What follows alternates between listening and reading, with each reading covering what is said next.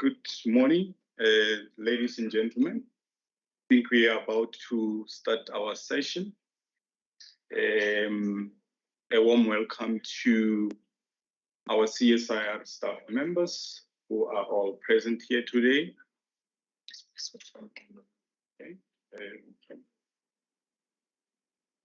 Okay, apologies for that. A warm welcome to all the CSIR staff members who have joined us this morning. I would also like to welcome stakeholders who are also present here today, and all those who are joining us via Teams. I see a number of people are joining us online.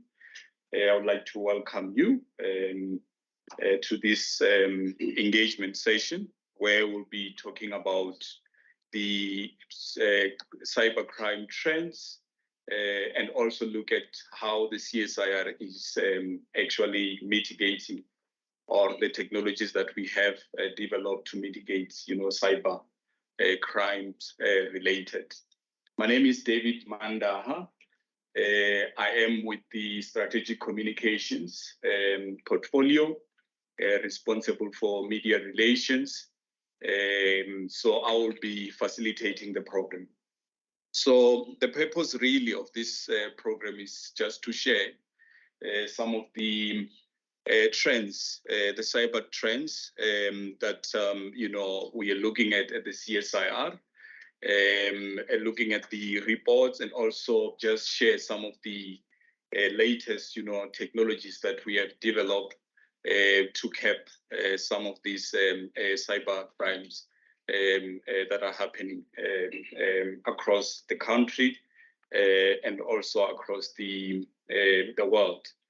This is really to ensure that we alert members of the public about what is currently happening in the cyberspace, and also to alert especially the young people on the current trends in the cyberspace. So I'm not going to be doing the talking today.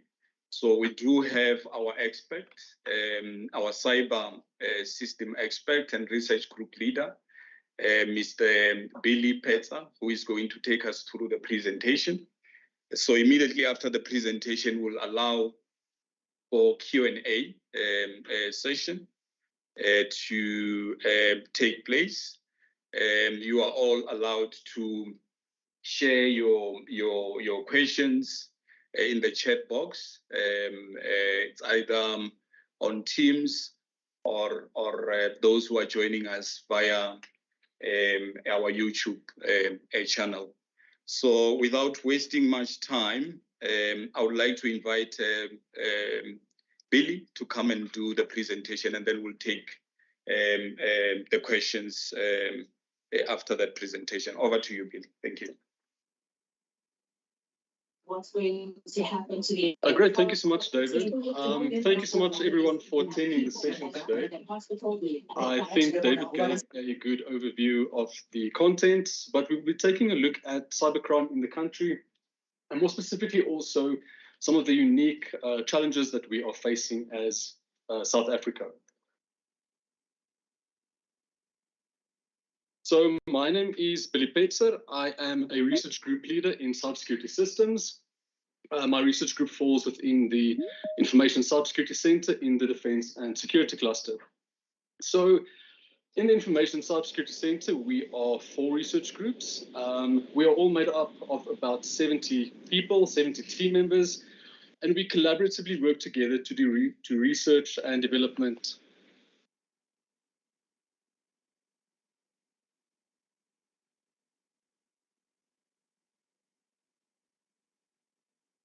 Thank you. Apologies for that. We collaboratively work together to do a range of research and development activities. Specifically in cybersecurity technologies, we provide cybersecurity services, things like penetration testing, ethical hacking. We look at best practices, governance, risk assessments, pretty much everything across the spectrum of cybersecurity, people, processes, and technology for both the private and the public sector. So we do a lot of work with government entities, government departments, but also we do a lot of collaborative work with the private industry and also universities. And our team is made up of experts across various fields. We have researchers, engineers, computer scientists, software developers, cybersecurity specialists, people of varying levels of expertise. We have people with PhDs who have been in the business for decades. We also have quite a strong pipeline of interns and young people. So it's really a diverse and dynamic group of people. So as things stand at the moment, we are not looking great as a whole for the country. We are currently ranked as 6th in the world for cybercrime density. So that is the amount of cybercrime per capita. That might be a somewhat optimistic view as well. Some sources place us as 3rd. Now, the impact of cybercrime annually is about an estimated 2.2 billion rand. It's quite significant. And we're also currently the 8th most targeted country in the world for ransomware. We also have the highest incident of business email compromise on the continent. And in the past year, more than half of South African firms were impacted by ransomware. And these are only the statistics that we know about. Some estimates place that at much higher. And then, according to Fabric, the total losses in digital banking in South Africa has increased by about 45%. And things like SIM swap fraud has increased by 63% since 2021. And then things that go unreported, cyber extortion, sextortion, cyberbullying. These things impact the person on the street, the individual. They often tend to not report these things, but the estimates are quite worrying in how prevalent these kinds of incidents are.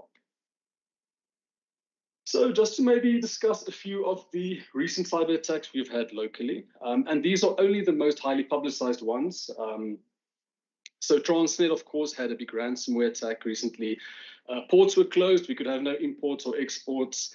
Our credit bureaus, Experian, TransUnion, they had data breaches quite recently. So not just the companies were impacted, but also every one of us. Even the president's private information was leaked with the TransUnion data breach.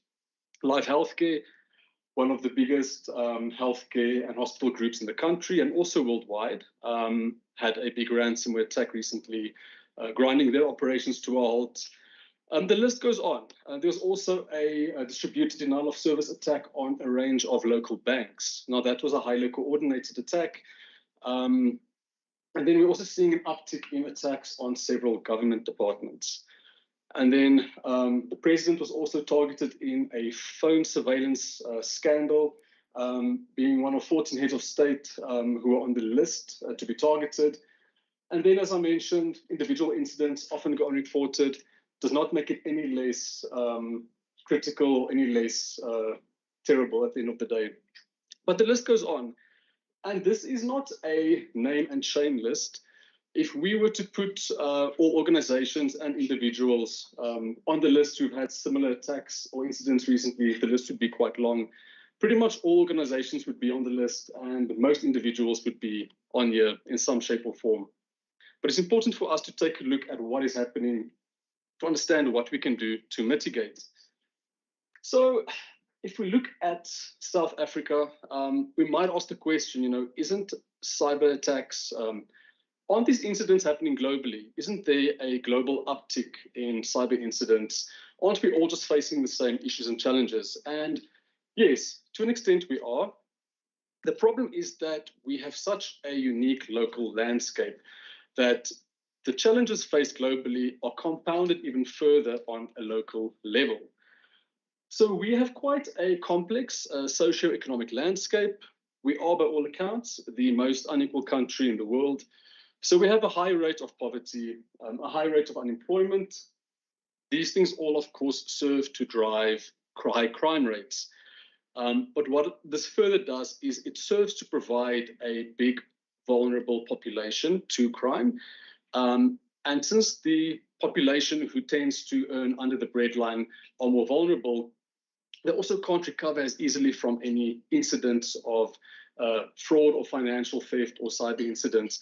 So an impact on a vulnerable individual is much higher than on a more affluent counterpart. So we we tend to put a higher priority on our socio-economic challenges than on our technological challenges, and we should. We have, as I mentioned, high rates of unemployment, and a lot of our resources and our money goes to alleviating these problems. So we don't have as much money and capacity to focus on things like technological challenges. Yeah, these things are rife. It's a major challenge at the moment, but we don't currently have the luxury that many of our international or European counterparts have to focus more resources specifically on cybersecurity, for example. Then our placement and size. We are one of the biggest economies in Africa.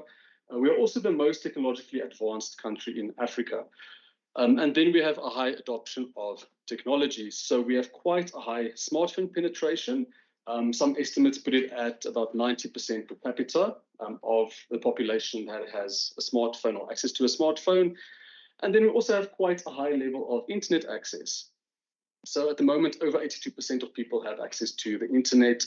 A large portion of that is mobile, but it's predicted to reach over 90% by 2027. And these are all good things, but they tend to drive the challenges even further. We also have a large youthful population, which tends to drive the adoption and uptake of technology and the usage of online services even further. So because of all of these challenges, our levels of education in the country are quite low at an average. So we find that we have people who have access to devices, access to online services, or access to online banking, but they don't have the tech savvy, they don't have the training and awareness that is technically needed to be able to interact with these devices in a safe and secure way. And then lastly, on education, we have very few cybersecurity professionals in the country. And this is something we'll take a look at a bit further in the presentation. And then regulation, we've had quite a few things happen in terms of the Cybercrimes Act, the POPI Act recently. That's all great. There's been some slow development on that, but adoption is also quite slow. So these are all also challenges that we are currently facing. So as I mentioned, we have the challenges that are faced globally, but at a local level, these things are compounded even further. They're more complex, they're more difficult to challenge and tackle than we would like for them to be. Now, according to the World Economic Forum, cybercrime is one of the top 10 global risks for the future. They included this in their 2-year forecast and also their 10-year forecast. So that shows us that cybercrime is not going to go away anytime soon. It's a risk that is globally acknowledged at this point. Further than that, the World Economic Forum also has ranked the biggest cybersecurity risks to the individual for the current year, for 2023. So they placed identity theft as number 1. Then second, we have cyber extortion, specifically in cases of ransomware. So that's instances where your personal systems and data or organizational systems or data might be encrypted, and then you have to pay a certain amount of money, usually in Bitcoin, to get these things unlocked. Third, they placed financial and data loss due to cyber attacks. And then fourth, attacks on critical infrastructure. So this is a problem on a national level, but also it impacts the individual. Critical infrastructure would typically include our power utilities, our water purification plants, telecommunications, healthcare groups, all of these things where if they go through a cyber attack or go through any period of downtime, it could have a significant impact on the individual and also at a national level. So these are some of the biggest risks. Of course, geopolitical instability and cyber war. If we look at what's happening between the Ukraine and Russia, a big part of that war is not being fought just with boots on the ground, with soldiers. There's quite a big cyber war component to that as well. Then sixth, blackmail due to compromised personal data. Could also include personal photos, extortion, things like that. And then at 7, falsified or stolen medical data. So with that in mind, what can we expect for the coming year? So we need to look at it globally, but also at a local level. So as I mentioned, geopolitical instability and the use of cyber warfare are increasing. We've witnessed that already.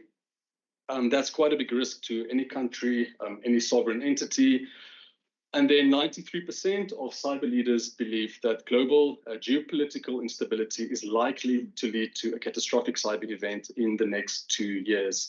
That tells us something about the confidence of cyber capabilities worldwide. It's quite low. And then further than that, about 43% of organizational leaders think that it will likely take a cyber attack in the next 2 years that will materially affect their own organization. So everyone is sitting on their seats, kind of in bated breath, just waiting for the worst thing to happen. If we look more inward on a local level, we have seen a marked increase in attacks on government departments. And then also cybercrime has been marked as one of the biggest risks to businesses in the country for the current year. And then businesses plan to spend 22% more on cybersecurity in the next 3 years. So we can see that businesses are taking note. There is a huge emphasis on investing in security capabilities, technology skills, but the risk still remains. What we also expect is that the proliferation of ransomware will continue. It's been quite rife in past years. We don't expect ransomware to go away anytime soon. And then we also expect to see a further increase in things like cyber harassment, cyber extortion, sextortion. Again, these things affect the individual largely and often go unreported. Doesn't mean it's not happening, doesn't mean it's not rife, and does not mean that the impact of it is not profound. And then cybercrime against children is also on the rise. So things like people talking to children online, trying to coax them into either sharing information or pictures, or people sending pictures to children. There's a lot happening there. So we need to be aware of it and how our children interact with technology. So we are aware that there is a massive skills gap in cybersecurity. The demand is quite big. So cybersecurity consistently ranks amongst the top 5 most in-demand fields in IT and technology. Kaspersky estimates that about 87% of organizations in South Africa do not currently have adequate cybersecurity skills to protect themselves. Then there's also an estimated global shortfall of cybersecurity professionals at about 2.27 million people. That's vast. So we need to focus on building the pipeline. Of course, we all want to get the proper cybersecurity skills in immediately to fix the immediate problems, but we need to focus on the long term as well. This challenge will stay with us for many years to come. So we need to have a concerted effort to increase the pipeline. We need to invest in sponsorships, training, bursaries, and we also need to realize that cybersecurity is not just technical. A lot of soft skills have quite a big role to play in the cybersecurity domain. So if you work in the field of economics, law, psychology, sociology, communication and media studies, you have a massive role to play in the cybersecurity environment. Again, security is not just technology. That's actually quite a small part of it at the end of the day. People and processes are also quite a big component. Then I think incredibly important is we need to lower the barrier to entry. We need to promote visibility of the field, and we need to promote accessibility. So we must place a bigger focus on promoting inclusion and diversity in our organizations, in the sponsorships that we give, in the people who we give opportunities to in the field. And then also we need to realize that security roles can often be learned on the job. So we need to give people opportunities. Often, if you have the right drive and the right interest, you will make a fantastic cybersecurity professional, but not everyone gets the opportunities. So we need to open recruitment to focus more on skills and experience, not just formal qualifications. So now we might be asking, whose responsibility is security at the end of the day? Is it the government? Is it the private industry? Is it all the security companies? Is it me? And the answer is that security is a shared responsibility. if we do not emphasize security throughout the thread of society, then we will always be reactive and not proactive. We'll always be on the back foot. So of course, yes, with government, legislation is crucial. Law enforcement is crucial. The drive from government is crucial. Also from the public sector and how the public sector is securing themselves and the country. Again, if critical infrastructure is attacked, it could have devastating effects throughout the entire population. And then the private sector is currently playing a massive role in security in the country. We actually have world-class security skills in the private sector, but again, it's not enough.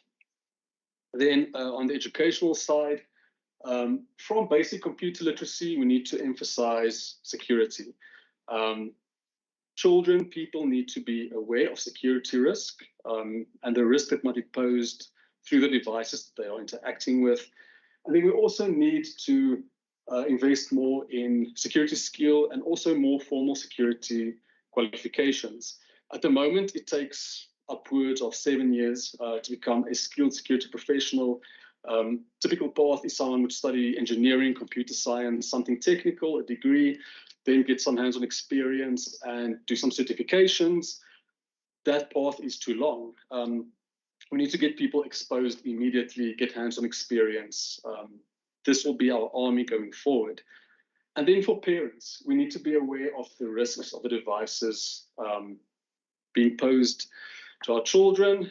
Kids are on iPads, phones these days, access to the internet. They need to be aware of what they can and can't do and what the risks are.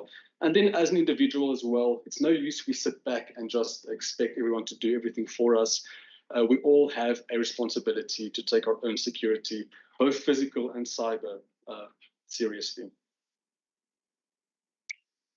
All right, so with that in mind, I'd like to discuss some of the ongoing initiatives that we have at the CSIR and some of the technologies that we have developed.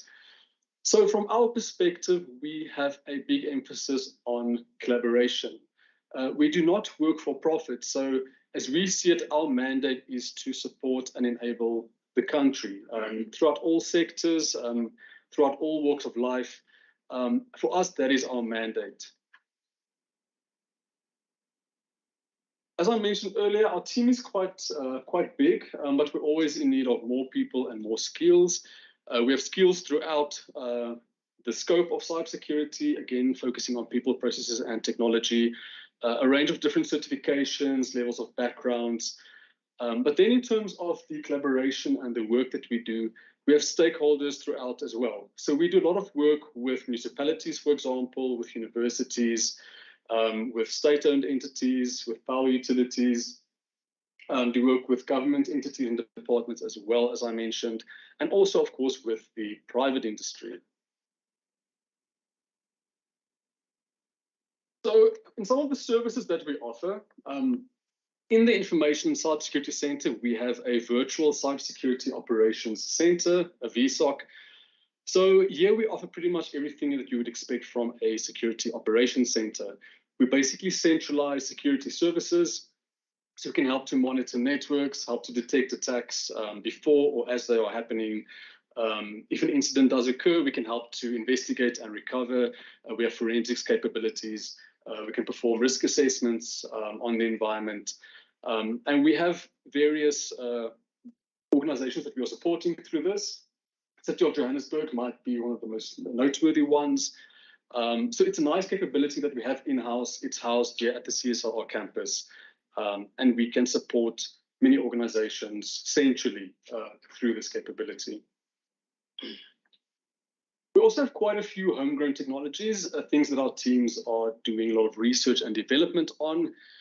So for example, we have the cyber early warning system.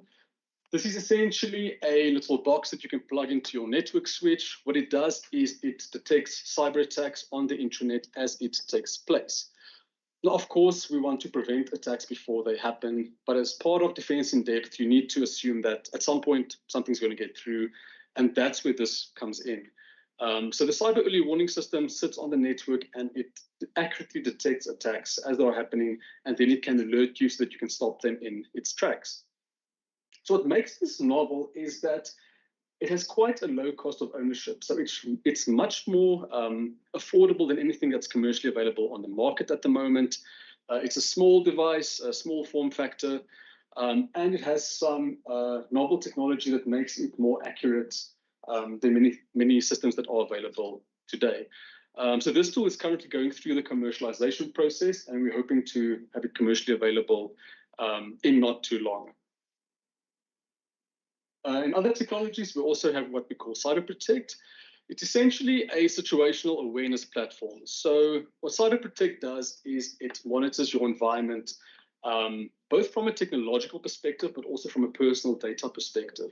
So Cyberprotect can let you know if any of your personal information is leaked on the internet. It also lets you know if you might have been implicated in any data breaches. And further than that, it will tell you if any of your Internet of Things devices may have been compromised. And it can also perform scans on your internal network to detect any vulnerabilities.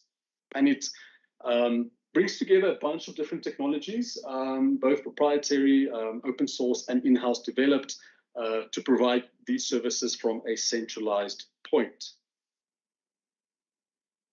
And then again, in the Information and Cybersecurity Center, we have quite a established biometrics capability in our secure identity systems research group. There's been some terrific work done there in biometrics for children. So you might ask, why biometrics for children? Well, one of the problems is that at the moment, there's really nothing to tie you to your identity until you get your ID book. Before then, you could be anyone and you could apply almost for anyone's ID book. Sure, you have a birth certificate, but that's not really tied to you in any measurable way. There's no biometrics there. And the challenge with kids, especially babies of a few days old, is you can't really get them to sit still for fingerprints. So the team has developed a multimodal technology that can perform biometrics for children in a variety of ways. And a novel one is through ear recognition. So you can do ear scans. Believe it or not, ear scans are completely unique as well, just like your fingerprint and your iris. And this can then be used to enroll children at birth and then to prevent identity theft and things like that going forward. If you can roll this out at a wide scale nationally, it can also aid in lost and found children, cases of mistaken identity. The applications are legion. And then also on the biometric side, we have what we call heuristic print. Now, heuristic print is an end-to-end fingerprint biometric capability. What makes it unique is it allows for contactless fingerprint acquisition. So you don't need to touch anything to take a fingerprint. This technology that we developed can be deployed in a variety of instances. Even a mobile phone can be used with this technology to perform fingerprint scanning, and is incredibly accurate as well. So it can be packaged on any use case. You can also put it in a handheld device if you want, and it's currently available for licensing. So it's quite a nice tool, and some other applications might be in law enforcement, where you can now take fingerprints from a crime scene without damaging them, as per the traditional methods of fingerprint picking up. We also have a tool called MSAP, Mobile Application Security Assessment Platform. What this tool does is it allows you to scan applications for security vulnerabilities and malware. So again, it's a collection of in-house developed tools and also some open source analysis tools. You can upload the iOS or Android application.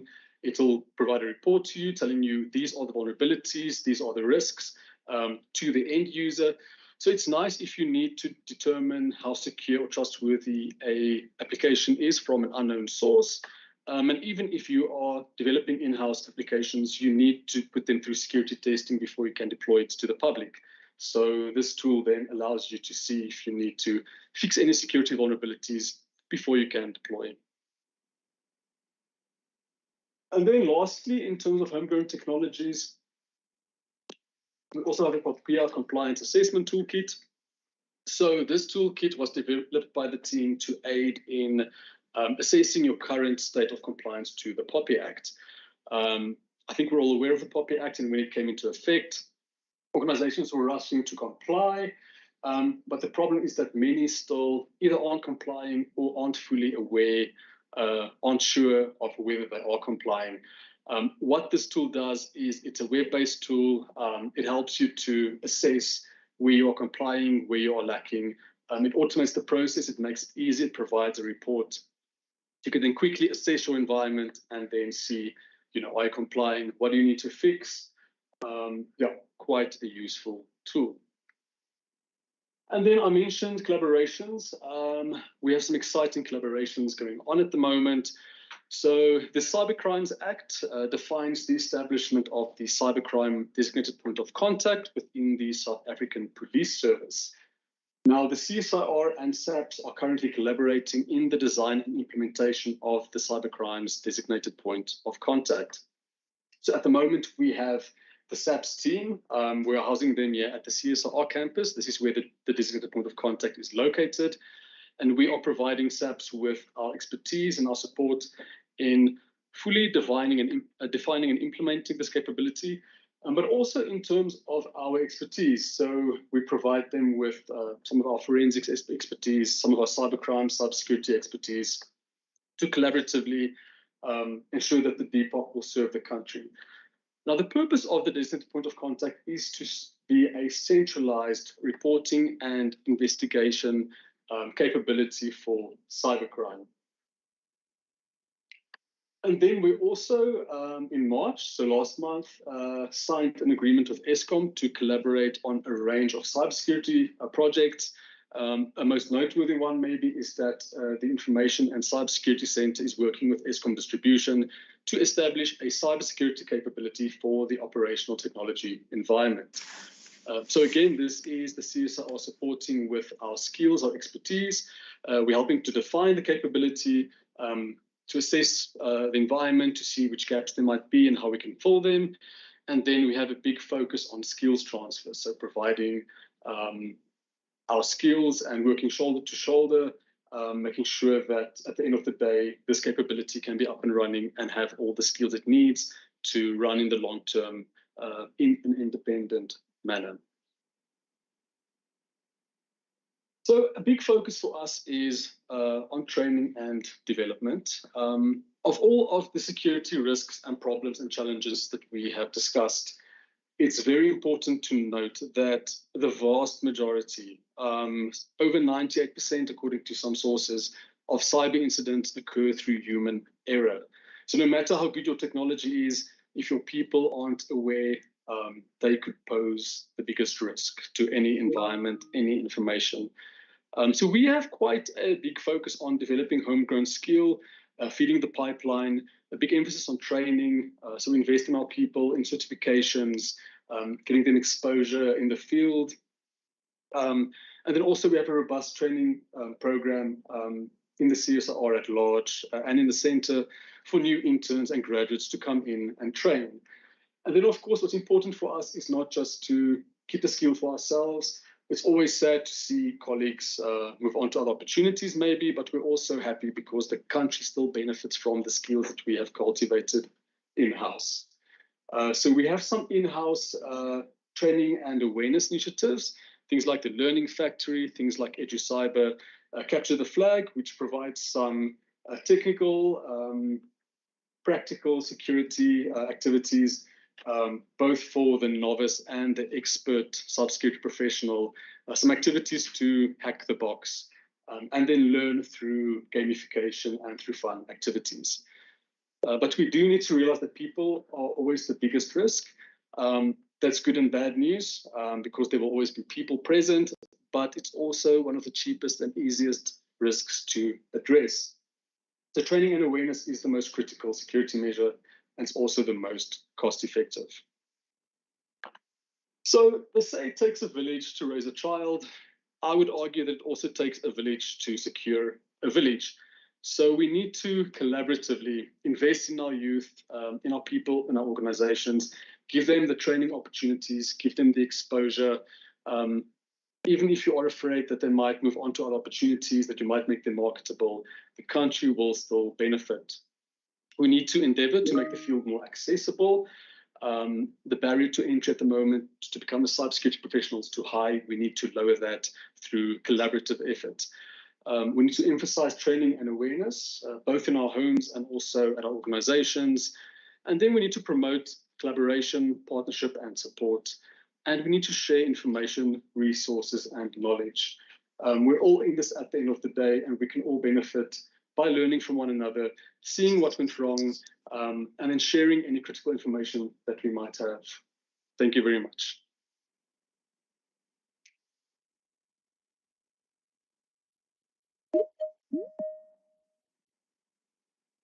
Thank you very much, Billy. Please don't go far because we are about to take questions. I would like to indicate that if you would like to raise a question, please unmute yourself and then indicate the organization that you are representing and then ask the questions. So let's start here from the people who are attending physically. Let me check if there's anyone who would like to ask a question. Yes, sir. Hi, my name is Darren Parker from Engineering. Just regarding the barriers to entry to becoming a cybersecurity expert, could you maybe give an indication of maybe some ideas as to how you think that might be overcome, aside from what you mentioned, just broadly giving training, but I mean, like, what does it actually take?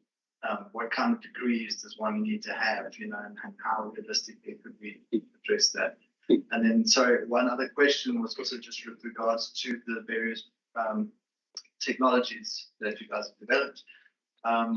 Could you just give a little more clarification on which of those are on the market or not, or when they may be coming, in terms of like a timeline? You did mention that it was coming soon, but that could mean anything. So if you could give us a little more info on that, that would be great. Thank you very much. Thank you very much. Any other question? Right, before you answer to that, Bill, let's check if we have anything in the chat. We have one person who raised their hand. I think they can unmute themselves. Okay. Please go ahead. Good morning, everyone. Thank you so much for that, Brett. That was really insightful. I'm interested in the collaboration that you have with SAPS. Could you perhaps just tell us a bit more about how exactly it will work? And is this a facility that would be available to the public, and when? So how exactly that cybercrimes point of contact would work, and if it would be accessible to the public? Thank you. Yamgela from News 24, Tech and Trends editor. Thank you. Thank you so much. Any other question online? We have 3 questions online, but maybe we should answer these first. Okay. Or do you want to answer all of them at once? I think I'll answer the ones I have first. Okay.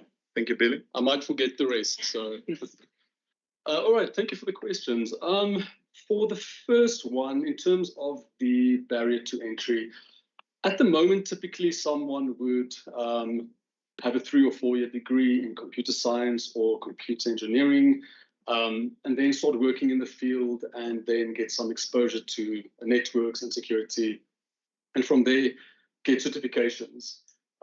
So it typically takes quite long to become a cybersecurity professional. And what we find with recruitment online as well is that people don't really want to employ people with little experience. Of course, the pressing matter is now. We need the skills now. So people tend to advertise for quite stringent qualifications at the end of the day.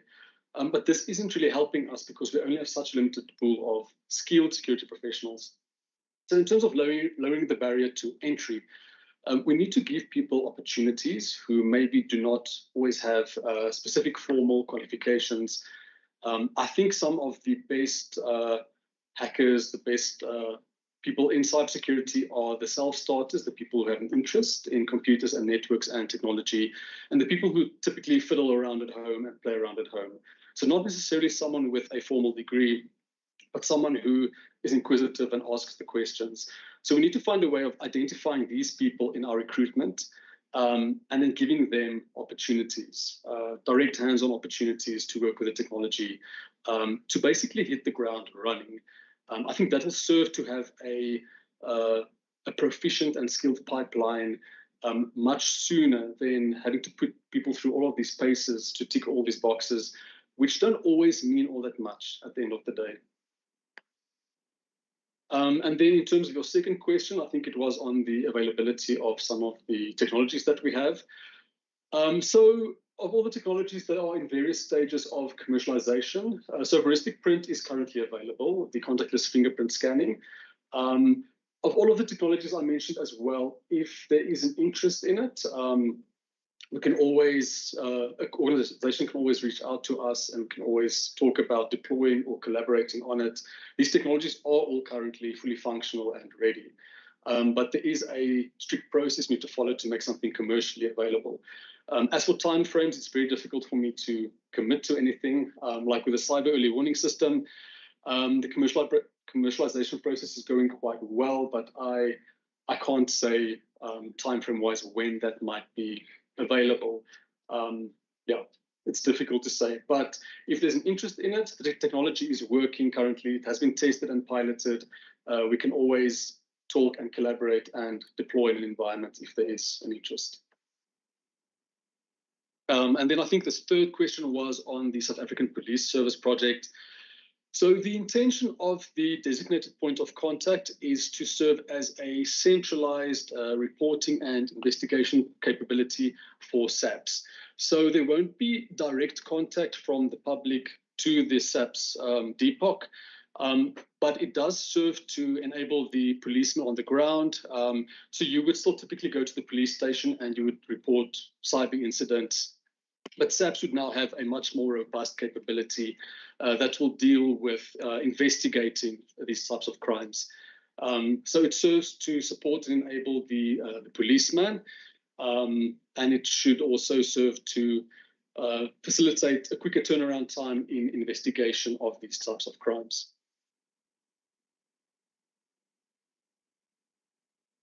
Thank you so much, Billy. I'm not sure if there's any follow-up questions. If not, I think we can go to the chat. Yeah, 4 questions on the chat so far. So the first one is, thank you. How many people have been prosecuted successfully for cybercrimes in South Africa? Then how many phishing websites in South Africa have been shut down? And is there a plan for you to provide training to CSIR staff? We also have a 4th question, which is, could you please share the exact research questions that led to this presentation? Thanks. Okay, thank you. What you been? Thank you. Lindy, could you please repeat the first set of questions, please? I think there was a multi-pronged one. Yes, it's one person. So it's how many people have been prosecuted successfully for cybercrimes in South Africa? Second one is how many phishing websites in South Africa have been shut down, and CSIR training for staff. Thank you. In terms of the first question, I personally don't have any statistics on how many people have been prosecuted. I do know that we only find out about the more high-profile cases. I think last year there was a Nigerian cartel in Cape Town that focuses on cybercrimes, and there was a crackdown on them. I think, as I mentioned, a lot of the cybercrimes go unreported, and I think a lot of them also do not happen locally. So they happen locally, but the perpetrators are not necessarily local, making it near to impossible to persecute these type of actors. So it's very difficult to say. What we do know is that there's a lot of cybercrime happening, and we are not where we should be in terms of investigating and prosecuting them. Sorry, Lindy, and what was the second part?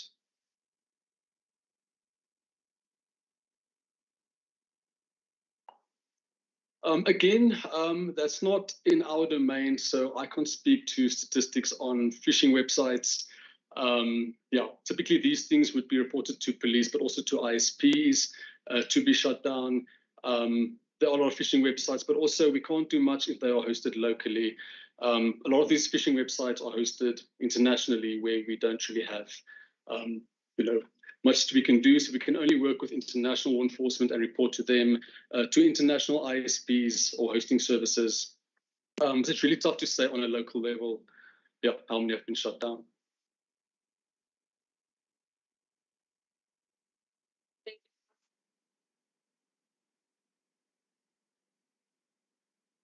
Thank you. So in everything that we do, we try to see what problems we can address in the country.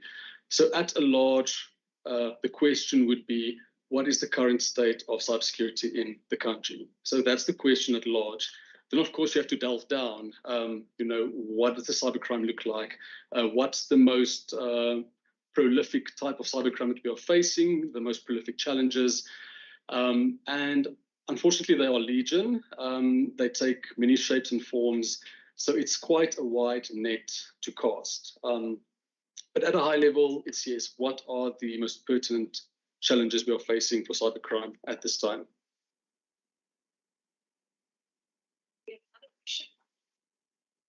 Presentation, you mentioned individual cyber-related incidents like cyberbullying, harassment, extortion, etc.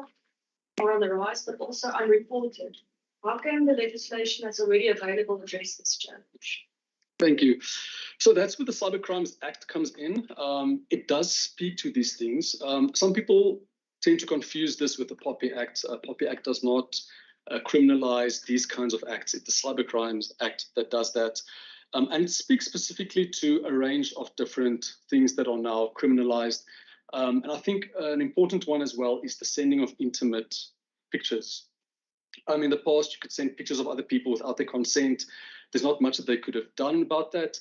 At the moment, the Cybercrimes Act speaks to what will happen if you send intimate pictures of someone without their consent to others. As I said, things like extortion, that's a big problem, often goes unreported because there's also an embarrassment factor to it. People tend to not want to tell their family or the police, just further exacerbating the problem because a lot of these actors tend to then get away with it.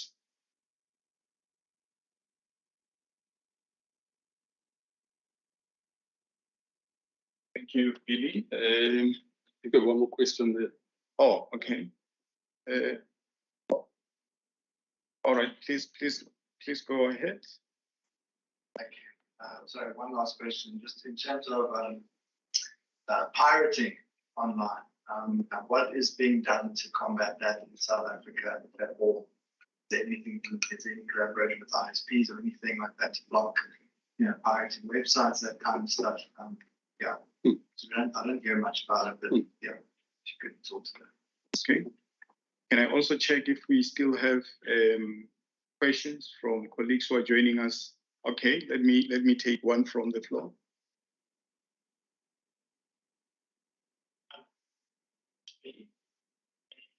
Bolton from Enterprise Management. Maybe this might be a correct platform for me, but I'd like to bring it closer to home, the CSIR. One of your statements in the presentation said people are the biggest risk, but this is the cheapest to address. So I'm actually aware of some awareness campaigns that the CSIR was running, I think about a year ago.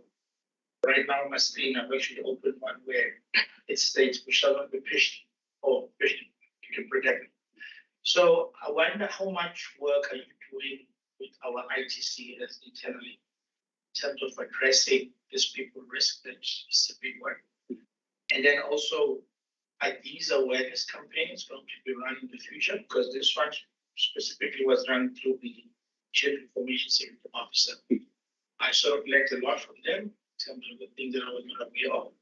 But I'm sort of concerned that the organization might have taken off the foot from the accelerator on this one. And so that will, for me, sort of cover, if you can just cover that part.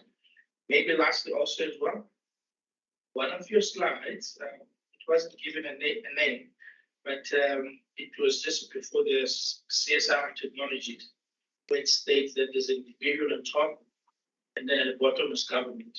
I wanted to actually to get to the government part to see what role they play, because from where I'm sitting, they are more the causes of the stress rather than the preventative problem. But if you can just cover those parts for me, I'll be happy. Thank you so much. All right, in terms of the piracy question first, that's always a difficult one. I know that legislation has tried to put emphasis on the ISP to take responsibility for potentially hosting any pirated material on the infrastructure. There's been a big outcry around that. I think globally the consensus is that an ISP can't really be responsible for what third parties host there. Yeah, so it's of course still a major challenge. But yeah, we have things like the Digital Millennial Copyright Act and things like that that are global pieces of agreements and legislation that help to define what we do with piracy. But yeah, it's still rife. I think it's just taken a backseat because there are some more maybe flashy types of cybercrime happening. As I said, extortion, ransomware, these kinds of things. Yeah, so legislation is trying to put the responsibility on ISPs to take down, if they become aware of any piracy, but also people don't really report these kinds of things. It's more organizations that are affected that would put out a request to take down the information. But yeah, major challenge still. A lot of people also use VPNs to not be detected by ISPs, so you can't really see when people are downloading illegal stuff. Yeah, so people are circumventing these things in all different ways as well. I hope that answers the question. In terms of the internal question, so internally to the CSIR, our ITC department does a great job of these awareness campaigns. Internally focused, it's typically driven by them and not by us. But they do pull us in sometimes to help with these campaigns, to help with material, to help with training. What we also do is we provide penetration testing and vulnerability assessment services to a lot of in-house departments. So we've done that for our ITC, we've done that for quite a few in-house departments as well. I think there might have been more to the question, which I'm not remembering now. I'm not sure. Okay, so my concern there again, as much as we are saying IT is doing a great job, my concern is that this has been slow or maybe halted when it's campaigns this year. But I'm saying the last campaign I saw was that last year, May 2022. So I'm not sure what is the trend, but again, I think I get that it's driven through ICT, so maybe they could be entering that one. Yeah, that's that. Okay, I think we also things like the Know Before training that ICT is pushing, which is currently available. Know Before is quite a nice online platform for various types of cybersecurity training, focused at organizations and individuals. We do have that in the CSIR that's driven by ICT as well. So there is ongoing training as well that we have access to that I'm aware of. I think there was a question on the government as well. So from our perspective, we've actually seen a lot of engagement from government departments on various security issues. And what I think is quite positive is that it's been quite proactive as well. It's not just a department that had a cyber incident coming to us for maybe support or advice, but a lot of departments and entities that come to us before anything might have happened to say, we are worried about this. Can you please help us to secure our environment? And then, of course, in things like legislation, again, I mentioned the Cybercrimes Act and the designated point of contact for SAPs. So there's a lot happening. Again, resources and skills are a challenge. And we have a complex, as I mentioned earlier, environment in the country. So we have a lot of fires at the same time, this only being one of them. So resources are divided. But I think from our perspective, we've seen a big drive in government to address a lot of the things. But of course, we still have a long way to go. Thank you. Thank you very much, colleagues. I think we have seen some of the questions on the chats, and I think they're more internal. So we will handle that internally, and we'll address them with Billy and colleagues from relevant departments. I'm not sure if there is any burning questions before we close the session. I don't see any hand. I think no. This side online, no. Okay. Thank you very much. I think, colleagues, this brings us to the end of this session. Thank you so much for attending these sessions. We normally have different topics every month where we share some of the research work that our colleagues, our researchers, scientists are doing within the CSIR. So we appreciate that you could join us this morning. Thank you very much. And if there is any questions, please address them to us, the media team. Those who would like to do one-on-one interviews with our experts, please contact us. We'll definitely arrange those interviews for you. But thank you. I think that's the end of the session. Have a lovely day further. Thank you. Bye. Thank you, Billy. Thank you.